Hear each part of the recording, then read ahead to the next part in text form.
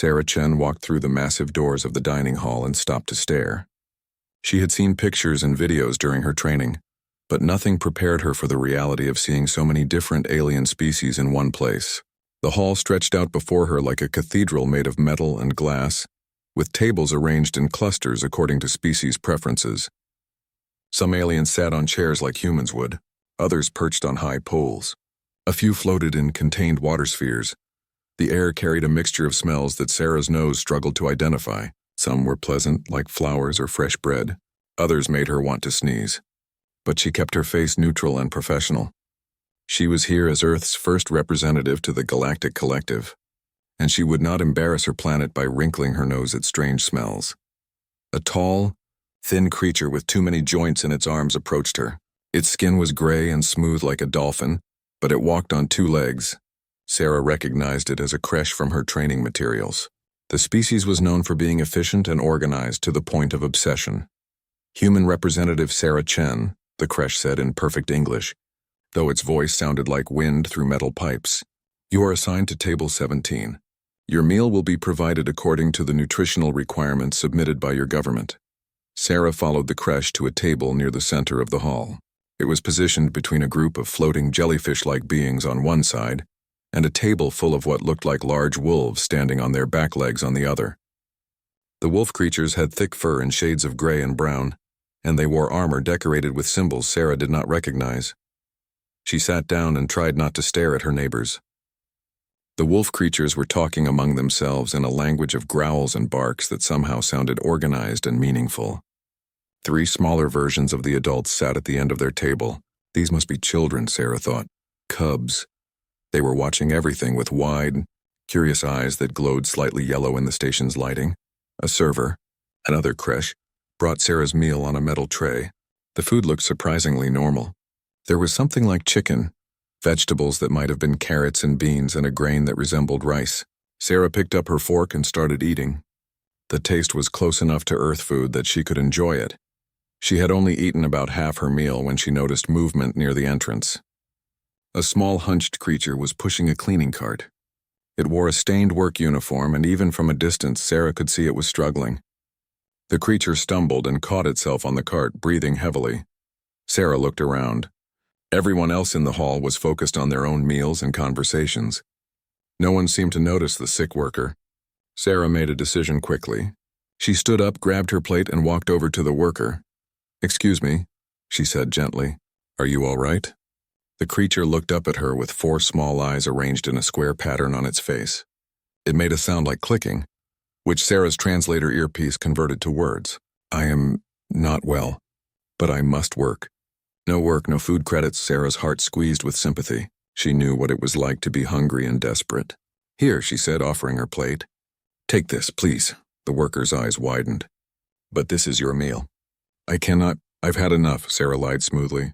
"It would just go to waste otherwise. Please take it." The worker took the plate with shaking hands, and Sarah saw tears form in its eyes. "Thank you, human." "Thank you." Sarah smiled and returned to her table. She did not see the 3 wolf cubs at the nearby table watching her with intense focus. She did not notice how their ears perked up, and their tails started wagging slightly. She simply sat back down and sipped her water, content with her decision, even though her stomach was still half empty. 15 minutes later, Sarah was reading a report on her datapad when a shadow fell across her table. She looked up to see a creche server, but not the one who had brought her food originally. This one carried a scanner and had an expression that looked annoyed, though it was hard to tell with alien faces. "Your mealtime is complete," the creche announced. "Efficiency protocols require table clearing for next rotation." Sarah blinked. "But I'm still here. I might want dessert or—" The creche reached for Sarah's water glass without waiting for her to finish speaking. Its long fingers were about to close around the glass when a sound erupted from the nearby table. It was a growl, low and threatening, and it came from not 1 but 3 sources. The wolf cubs were on their feet, their lips pulled back to show impressive teeth for children. They were growling at the creche server with an intensity that made several nearby aliens stop their conversations and turn to look. The sound grew louder, more insistent, and other wolves at the table started to react. The largest wolf creature, wearing armor that marked him as someone important, stood up quickly. His ears were flat against his head in obvious confusion. "Cubs, what are you doing? Stop this now!" But the cubs did not stop. They kept growling at the creche server, who had frozen in place with its hand still extended toward Sarah's glass. One of the cubs, the smallest one with a white patch on its chest, started making sharp barking sounds. Sarah's translator picked up fragments. "No. Wrong, leave alone!" Sarah sat very still, unsure what to do. She did not want to cause an incident on her first day, but she was also fascinated by the cubs' reaction. They were clearly upset about something, but what? The large wolf leader walked over to the creche server. He was at least 7 feet tall, and his presence was commanding. "Explain what is happening here," he demanded.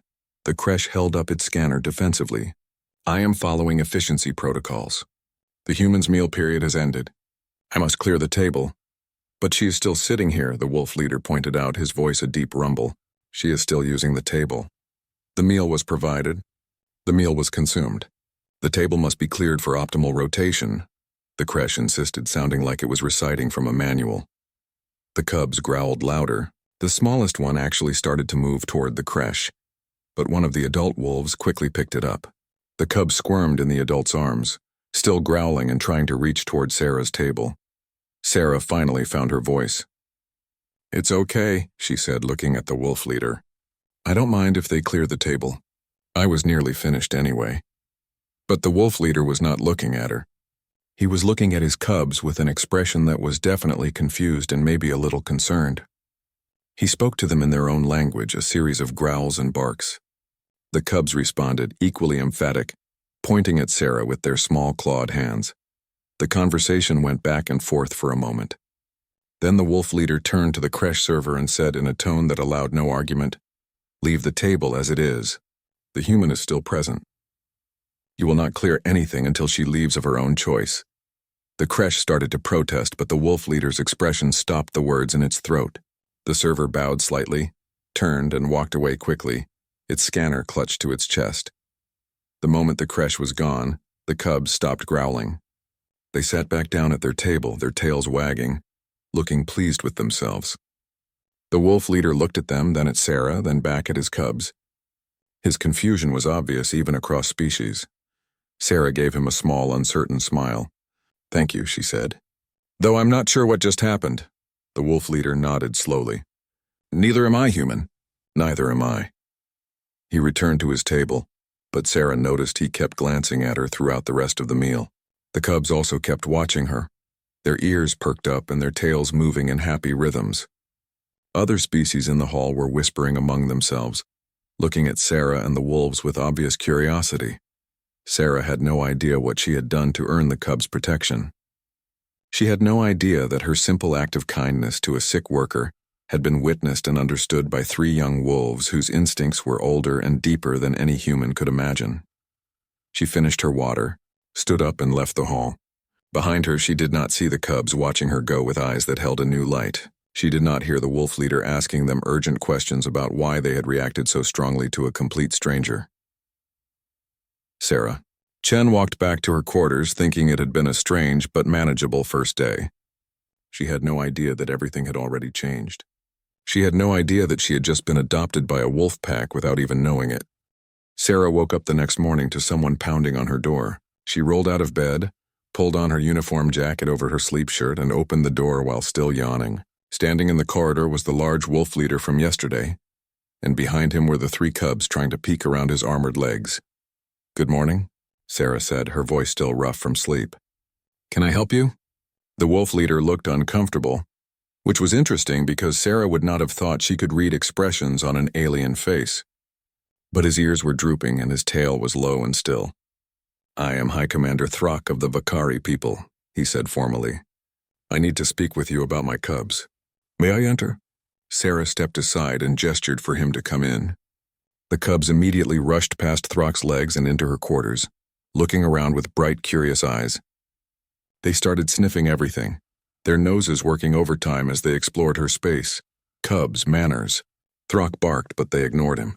One of them, the small one with the white chest patch, found Sarah's jacket hanging on a chair and pressed its nose into it, taking a deep breath.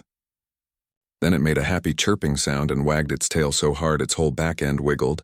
Sarah could not help but smile. It's okay, she told Throck. They're not hurting anything. Throck sat down on the floor since Sarah's furniture was clearly not designed for someone his size.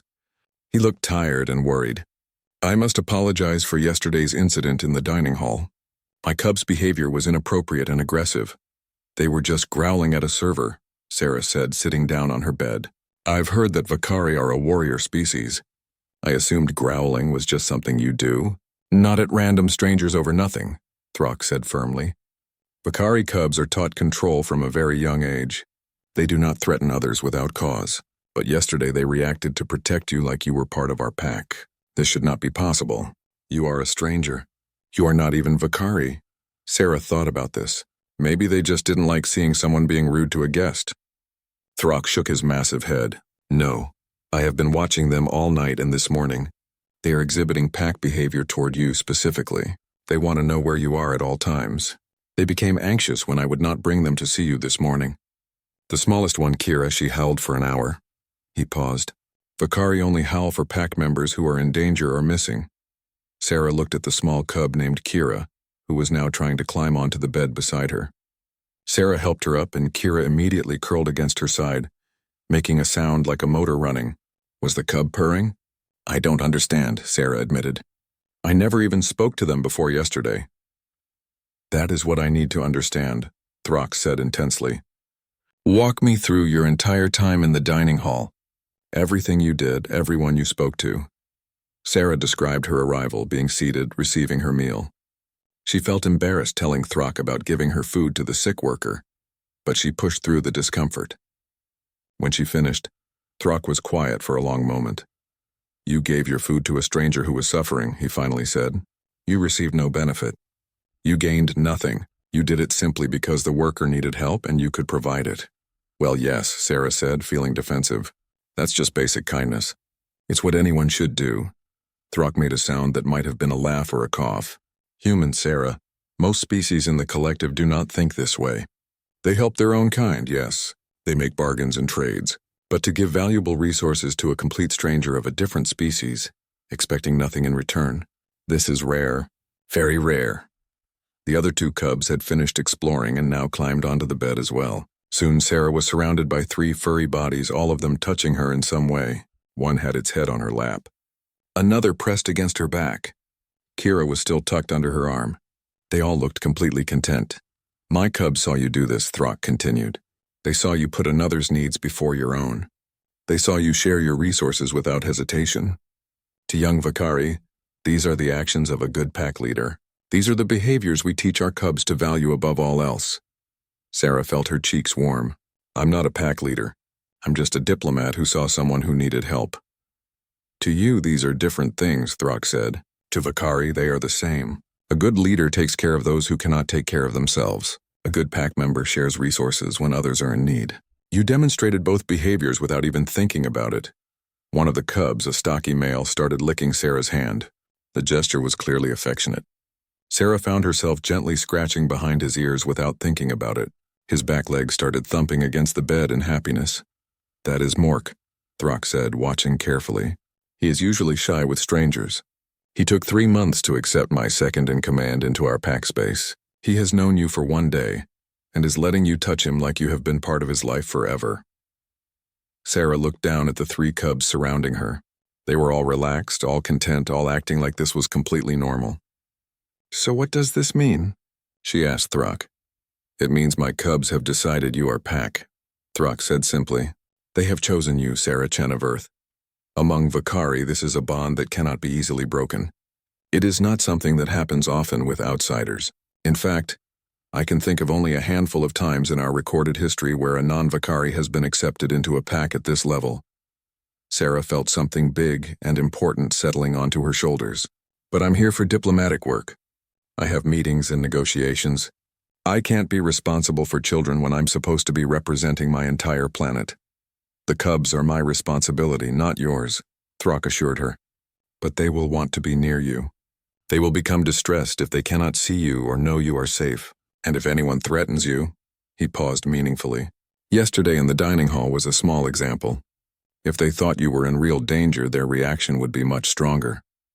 And not just the cubs. Pack bonds spread. If the cubs claim you, other Vakari will begin to see you as pack as well. This is complicated, Sarah said weakly. The third cub, a female with a gray and white coat, had fallen asleep with her head on Sarah's thigh. Sarah found herself automatically adjusting her position so the cub would be more comfortable. Yes, Throck agreed, but it may also be an opportunity. The Galactic Collective has been uncertain about humanity. You are new, unknown, and your species has a history of internal conflict. Many species watch you with suspicion, but if the Vakari accept you as pack, that changes things. The Vakari are respected warriors and honorable traders. Our word carries weight in the collective. Sarah thought about this.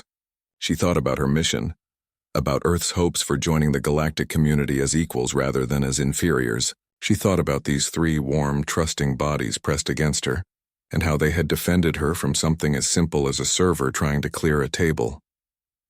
What do I need to do? She asked. Throck's ears perked up. You are accepting this? I think I already accepted it when I let them into my quarters and onto my bed, Sarah said dryly. I just didn't know what I was accepting, so tell me. What do I need to know about being part of a Vakari pack? For the next 2 hours, Throck taught Sarah about Vakari customs. He explained how packs worked, how respect was shown, what behaviors were appropriate and inappropriate. He taught her some basic words in the Vakari language, the ones that cubs would need to hear. Words like safe and proud and family. The cubs listened too, occasionally making small sounds of approval when Sarah got something right. Kira especially seemed to enjoy correcting Sarah's pronunciation, which made Throck laugh. She will be a teacher herself one day, Throck said fondly. She has the patience for it and the precision. By the time Throck and the cubs finally left, Sarah's head was spinning with information. But she also felt something she had not expected to feel on a space station millions of miles from Earth, surrounded by aliens. She felt welcomed. She felt wanted. She felt like maybe, just maybe, she belonged here. That afternoon, Sarah had her first official meeting with representatives from the collective. She walked into the conference room with her head high and her back straight.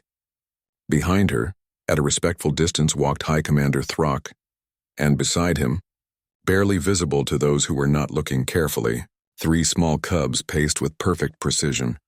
Word had already spread through the station. The human had been claimed by Vakari cubs. Several representatives looked at Sarah with new interest. A few looked worried. One, an elderly being from a species Sarah had not yet met, looked pleased and nodded approvingly. The meeting began, and Sarah presented Earth's formal petition to join the collective as full members. She spoke clearly and confidently. She answered questions honestly. And when one particularly aggressive representative tried to interrupt her with insults about humanity's violent history, a low growl sounded from the back of the room. The representative stopped talking immediately. Throck had not moved. The cubs had not moved. But the promise in that growl was clear. The human was pack. The human was protected. Sarah continued her presentation without acknowledging the interruption. But inside she was smiling. She had come to the stars alone, representing a species that was viewed with suspects. The alarms started during lunch. Sarah was in the dining hall again, this time sitting at the Vakari table with Throck and the cubs. She had gotten used to eating with them over the past 3 days. The cubs liked to steal vegetables from her plate, and she had learned to bring extra just for them. When the alarms blared, every species in the hall reacted differently. Some froze, some ran. The Vakari all stood up at once, their ears swiveling to track sounds from different directions. Throck's hand went to his weapon immediately. What's happening? Sarah asked, already standing and instinctively moving closer to the cubs. Attack alarm, Throck said grimly. Someone is boarding the station. He spoke rapidly into his communication device, his voice sharp with commands. Then he looked at Sarah. I need to go. My warriors need me. Stay here where there are many witnesses. You should be safe. But before he could move, an explosion rocked the station. The floor tilted and Sarah grabbed the table to keep from falling. The cubs yelped in fear, and without thinking, Sarah gathered them close. Kira pressed against her legs, shaking. Mork had his teeth bared, trying to be brave but clearly terrified. The third cub, Sarah, was making distressed whining sounds. Change situation, Throck growled. He looked around the dining hall, which was now in chaos. More explosions sounded in the distance, closer than before. The attacks are spreading too fast. I cannot leave you here. Come with me. Sarah followed Throck as he ran toward the exit, the cubs staying close to her side. But they had only made it halfway across the hall when another explosion tore through the wall to their right. The blast threw Sarah backward, and she hit the floor hard enough to knock the wind from her lungs. Her ears were ringing and smoke filled the air. Through the ringing in her ears, Sarah heard the cubs crying. She forced herself to sit up, coughing on the smoke. She could see Throck across the hall, buried under debris. He was trying to push it off, but a metal beam had him pinned. And between Sarah and Throck, a hole had been blown in the floor. There was no way to cross. The cubs were with Sarah, thank God. All three of them were scared but unharmed. They pressed against her, their eyes wide with terror. "Throck!" Sarah shouted. "Are you okay?" "I am trapped," he called back. "Can you reach the cubs?" "They're with me. They're safe." "Keep them safe," Throck roared. "Get to the maintenance section. Hide until help comes. Go now." Sarah did not want to leave him, but she could hear sounds coming from the hole in the wall, voices speaking a language she did not know. But her translator earpiece was damaged and useless now. She had to protect the cubs. That was her job now, whether she had wanted it or not. "Come on," she told the cubs, trying to keep her voice calm even though her heart was racing. "Stay close to me. We're going on an adventure." Kira made a small sound that might have been agreement or might have been fear, but she followed when Sarah started moving, and so did the others. Sarah led them away from the dining hall, down corridors that were filling with smoke and echoing with distant sounds of fighting. She found the maintenance section by luck and desperation. The door was marked with symbols she had learned during her station orientation. She pulled it open and ushered the cubs inside, then sealed it behind them. The room was dark and filled with machinery. Pipes ran along the walls and the air smelled like metal and chemicals. "Okay," Sarah said, more to herself than to the cubs. "We're okay. We just need to stay quiet and wait for help." But the cubs were not comforted. They huddled together in the darkness, shaking and making small, distressed sounds. Sarah sat down with them and pulled them close, letting them press against her body. She could feel their hearts beating fast, could feel their breath coming quick and scared. "It's going to be okay," she whispered, stroking Kira's fur. "Your father is strong. He'll get free and come find us. And until then, I've got you. I won't let anything happen to you." Sarah, the third cub, looked up at Sarah with eyes that reflected what little light came under the door. "Promise?" she asked in a small voice. It was the first time Sarah had heard her speak in English. "I promise," Sarah said firmly. "I'm Pack, right? Pack protects Pack." The cubs relaxed slightly at that. They were still scared, but Sarah's confidence helped them. They trusted her. That trust was both comforting and terrifying. They waited in the dark for what felt like hours, but was probably only 30 minutes. Sarah could hear sounds from outside the door sometimes, running feet, shouting. Once a weapon firing very close by. Each time she held the cubs tighter and made soothing sounds. Then she heard voices right outside the door, speaking in a language her broken translator could not handle, but the tone was clear enough. They were searching for something. Or someone. Sarah looked around the maintenance room desperately. She needed a weapon, something to defend the cubs if the door opened. Her eyes adjusted to the darkness, and she spotted a heavy wrench hanging on the wall. She grabbed it, testing its weight. It would have to do. The door handle rattled. Someone was trying to open it. Sarah positioned herself between the door and the cubs, the wrench held ready. Her mouth was dry and her hands were shaking, but her voice was steady when she whispered to the cubs, "Get behind those machines. Hide. Stay quiet, no matter what happens. Don't come out until you hear your father's voice or mine. Understand?" The cubs did not want to leave her, but Mork pushed his sisters toward the machines. They hid in the shadows, their eyes glowing faintly as they watched Sarah stand alone facing the door. The door blew inward with a bang that made Sarah's ears ring worse than before. 3 figures entered, wearing armor and carrying weapons that glowed with an energy Sarah recognized as lethal. They were Kresh like the servers from the dining hall, but these wore combat gear and their smooth skin was marked with symbols. They spotted Sarah immediately and spoke to each other. Then one of them gestured at her with its weapon, clearly telling her to move or surrender. Sarah gripped her wrench tighter. "No," she said simply. The Kresh looked at each other, seeming confused. One of them said something that sounded like a question. Sarah did not need a translator to understand. They were asking why she was refusing. They probably thought she did not understand the danger she was in. But Sarah understood perfectly. These pirates had attacked the station. They were armed and she was not really. They could kill her easily, but behind her were 3 children who trusted her to keep them safe. And Sarah Chen had not come millions of miles from Earth, had not left behind everything she knew, just to fail at the one job that actually mattered. "You want to hurt those cubs, you go through me," she said, knowing they probably could not understand her words but hoping her tone was clear enough. The lead Kresh raised its weapon, pointing it directly at Sarah's chest. Its finger moved toward the trigger. Sarah tensed, ready to dive aside and at least try to fight even though she knew it was hopeless. But she had forgotten one thing. The cubs might be children, but they were Vakari children. And even cubs have teeth. Mork came out of hiding with a roar that was surprisingly deep for someone so small. He launched himself at the nearest Kresh, his teeth sinking into the alien's leg. The Kresh screamed and stumbled. Its weapon fired wildly, hitting the ceiling and bringing down sparks and debris. Sarah did not waste the opportunity. She swung her wrench at the lead Kresh's weapon hand, connecting with a satisfying crunch. The weapon fell to the floor and Sarah kicked it away. Then she swung the wrench again, this time at the alien's head. It went down hard. The third Kresh was turning its weapon toward Mork, and Sarah's heart stopped. But Sarah and Kira had also left their hiding place. They attacked the Kresh from both sides, biting and clawing with desperate fury. The alien tried to shake them off, but the cubs held on. Sarah ran forward and tackled the Kresh, using her body weight to bring it down. They hit the floor together and Sarah's elbow cracked against its face. The alien went limp. Sarah grabbed its weapon, trying to figure out how it worked. The Kresh that Mork had bitten was getting back up. Reaching for a backup weapon, Sarah pointed the alien gun at it and hoped for the best. She squeezed what looked like a trigger, and a bolt of energy shot out, hitting the Kresh in the chest. It collapsed and did not move again. Silence fell over the maintenance room, broken only by heavy breathing.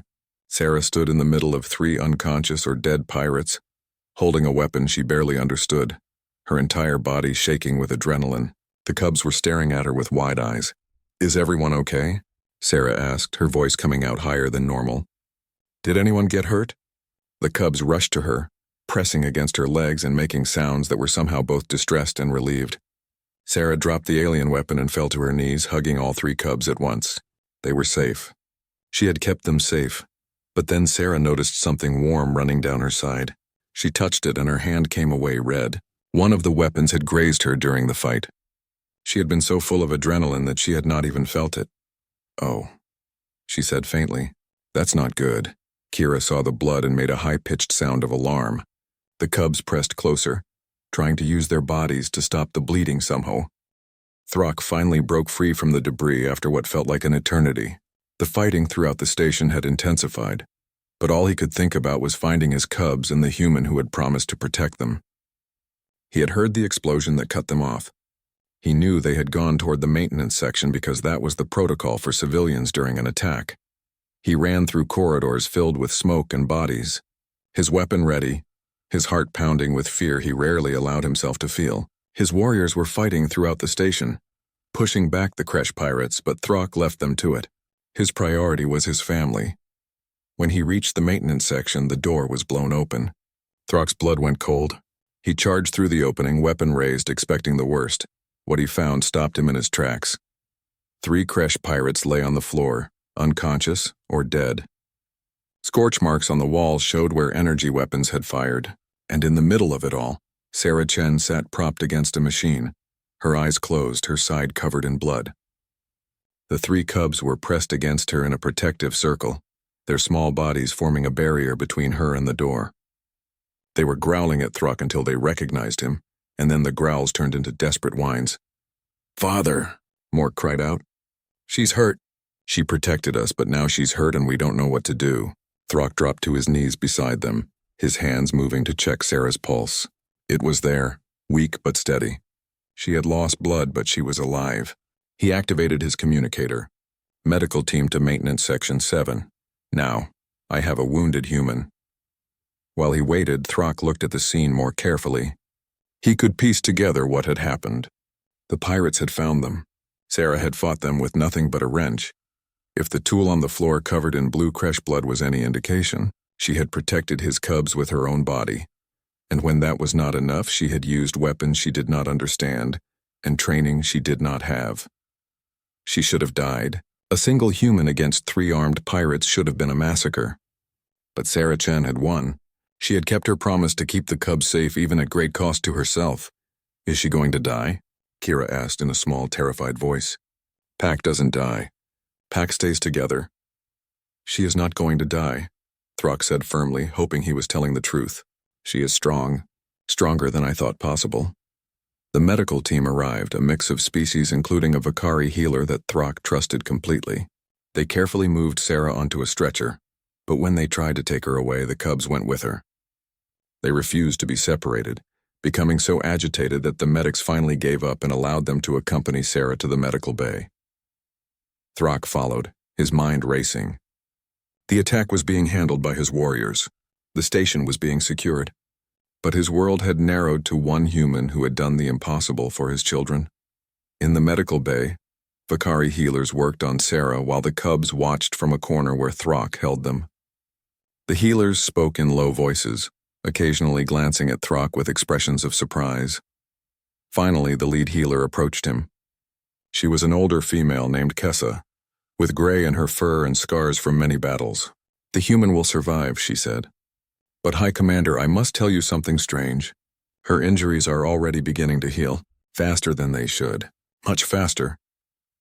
Explain, Throck commanded. I have studied human physiology as part of my preparation for their arrival at the station, Kessa said. Humans heal at a moderate rate compared to most species. Not fast, not slow, but this human's cells are repairing at a rate I would expect from a Vakari warrior, not a human diplomat. Her body has gone into what humans call a healing crisis. All of her resources are focused on survival and repair. Throck looked at Sarah's unconscious form on the medical bed. Her face was pale but peaceful. Is this normal for humans under stress? I do not know, Kessa admitted. There is so much we do not understand about humans yet. They are a very new species to the collective. But I do know this. She should not have been able to defeat 3 armed Kresh pirates.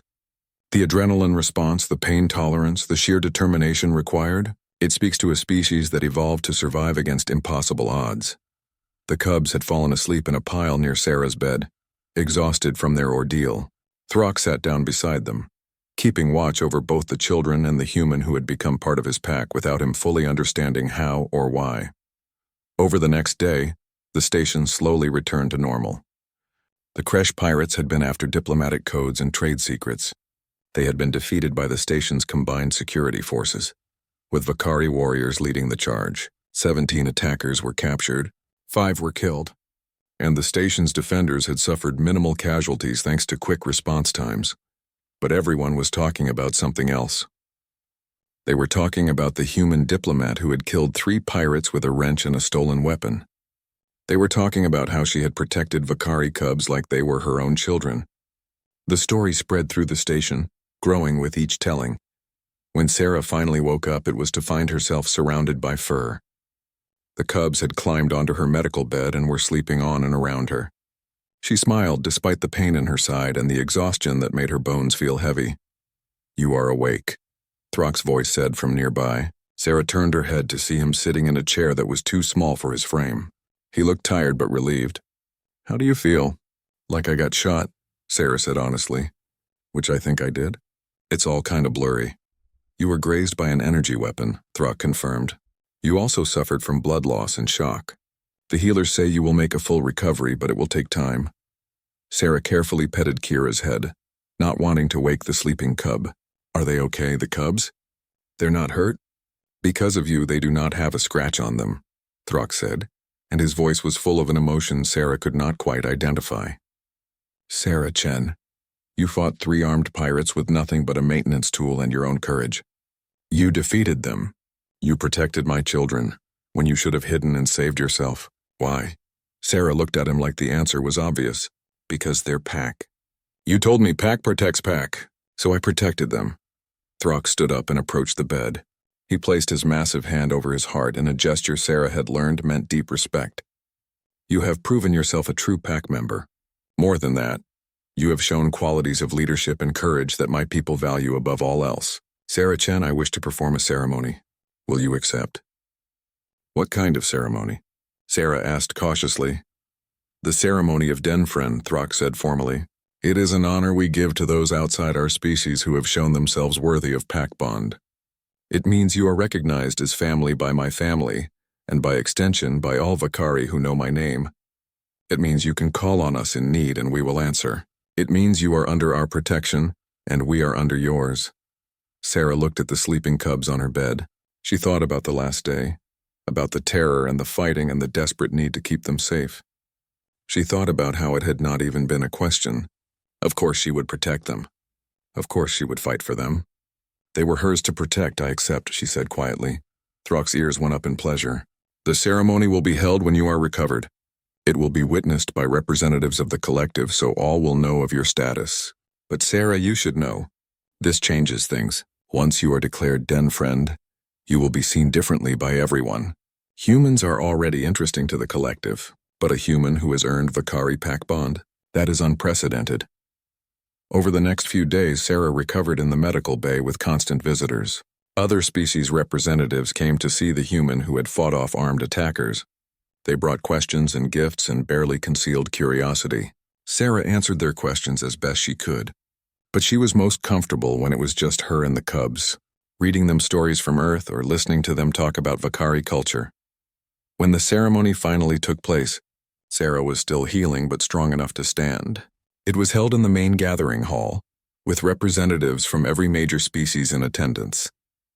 Sarah wore her formal diplomatic uniform, though it had to be adjusted for the bandages still wrapped around her middle.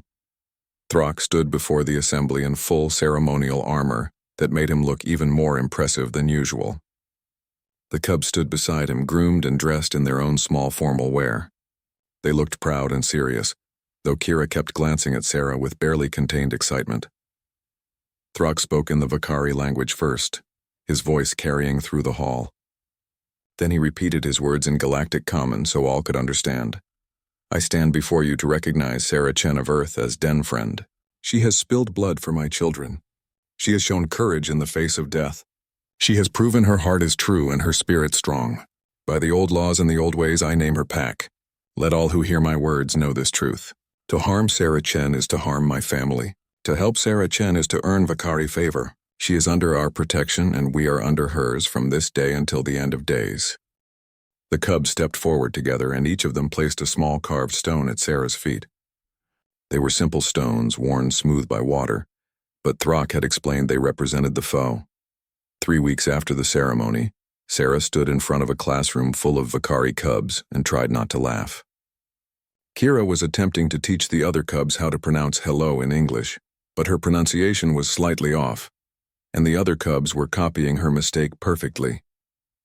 They all sounded like they were saying hell-lo with emphasis on the second syllable.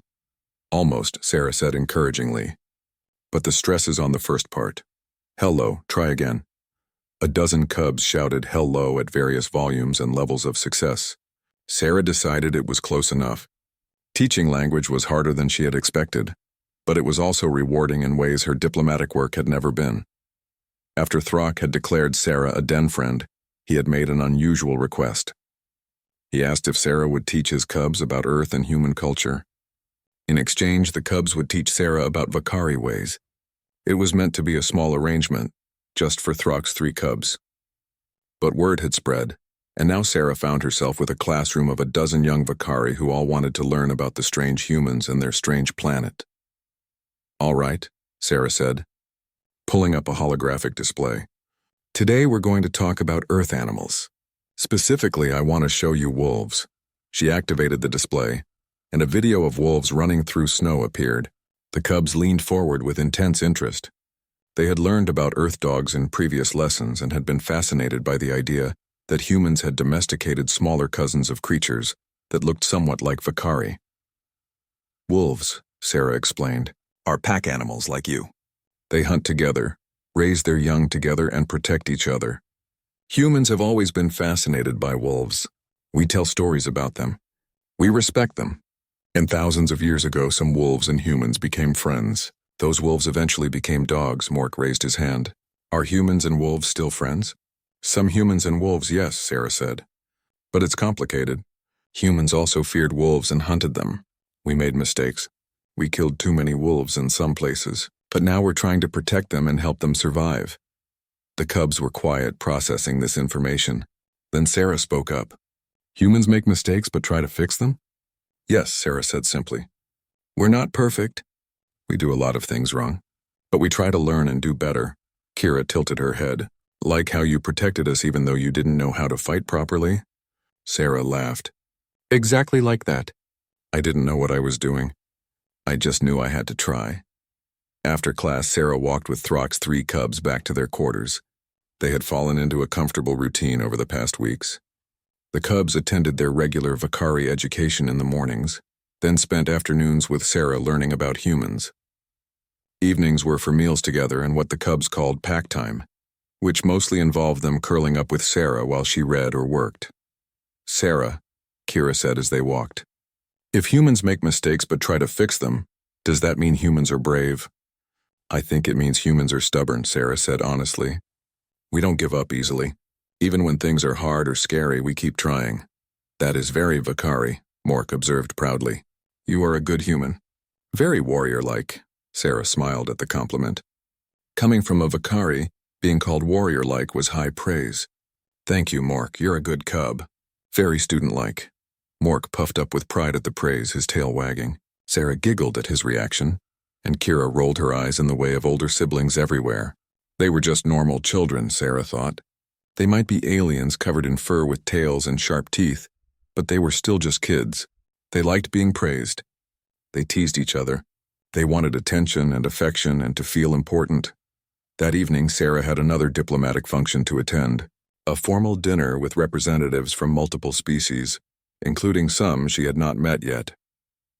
The collective was considering Earth's petition for full membership, and these dinners were part of the evaluation process. Sarah was expected to demonstrate that humans could integrate successfully with galactic society. She dressed carefully in her formal uniform, making sure every detail was perfect. The cubs watched her get ready, offering opinions on her appearance that ranged from helpful to hilarious. You should show your teeth more, Mork suggested. It shows confidence. For Vakari, yes, Sarah explained. But for humans, showing too many teeth can look aggressive. We smile with our teeth, but only a little bit. Your species is very confusing, Sarah complained. How do other humans know what you mean? Practice, Sarah said. Lots and lots of practice. Throck arrived to escort Sarah to the dinner as had become his custom. He had explained that showing up with a Vakari warrior at her side sent a message to the other species. It said that Sarah was protected, respected, and not to be trifled with. Politics was complicated even in space. The dinner was held in a different hall than the one where Sarah had first arrived on the station. This one was more formal, with tables arranged in a precise pattern and servers moving with choreographed efficiency. Sarah recognized some of the species present from her previous meetings. Others were new to her. She was seated at a table with a Torvan elder, 2 insectoid creel, and a crystalline being whose species name Sarah could not pronounce. The conversation was polite and careful, with everyone watching everyone else for signs of cultural mistakes or misunderstandings. Sarah had just started eating when a creche server approached her table. Sarah tensed automatically, memories of the attack still fresh. But this creche was older, wearing formal civilian clothing rather than combat gear. It stopped beside Sarah's chair and bowed slightly. Human Representative Chen, the creche said in its whistling voice. I am Elder Vishk of the Creche Diplomatic Council. I wish to speak with you if you permit. Sarah gestured to an empty chair. Of course. Please join us. The creche sat down gracefully, folding its long limbs in a way that looked uncomfortable but probably was not. I come to offer formal apology, it said. The pirates who attacked this station were creche. This brings shame to my people. What they did was against all our laws and customs. Sarah studied the elder carefully. Its body language suggested genuine distress and embarrassment. Elder Vishk, I don't hold all creche responsible for the actions of a few criminals. That would be unfair and illogical. Your generosity is noted, the elder said. But I must also thank you. You protected Vakari cubs during the attack. This has been observed and discussed widely. Many species now see humans differently because of your actions. I just did what was right, Sarah said, uncomfortable with the praise. That is the point, Elder Vishk said. What is right is not always what is easy or safe. You chose to protect others at great personal risk. This tells us about human character. It tells us that humans understand duty and honor. These are qualities the collective values. The other beings at the table were listening with interest. The Torvin elder nodded approvingly. One of the Creel made a clicking sound that Sarah's translator rendered as agreement. I should also tell you, Elder Vishk continued, that the Kresh Council has voted to support Earth's petition for full membership in the collective. Your actions have shown us that humanity is ready to be part of our community. Sarah felt her heart skip. Thank you, she said sincerely.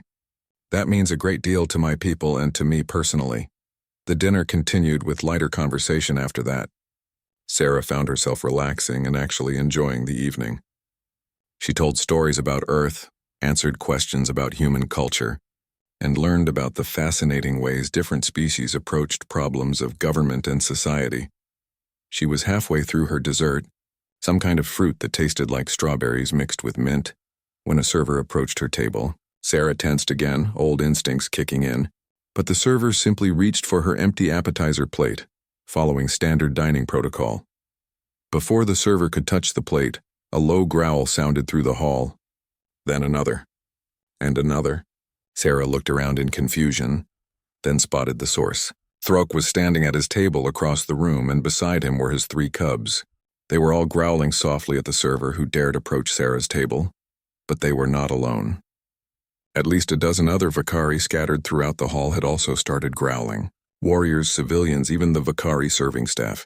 All of them were watching the server with their ears back and their hackles raised. The server froze, its hand still outstretched toward the plate. Elder Vishk made a sound that might have been a laugh.